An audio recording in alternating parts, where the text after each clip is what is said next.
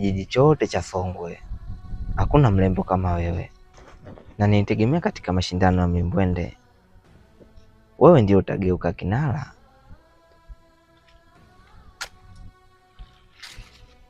Lakini nimekosea. Nasikitika kuona utakufa kama kakaako, tena utakufa kama msaliti wa hiki kijiji, kwa sababu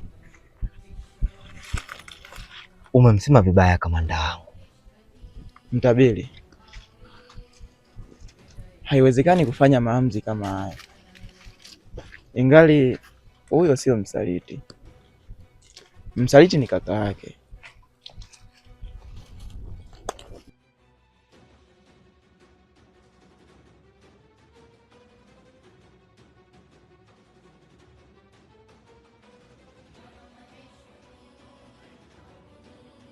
Oh, inaonekana unakijua kijiji sana kuliko mimi. Maungo, sheria ya kijiji inasema yeyote atakayejulikana ni msaliti wa kijiji inabidi afe yeye pamoja na ukoo wake wote.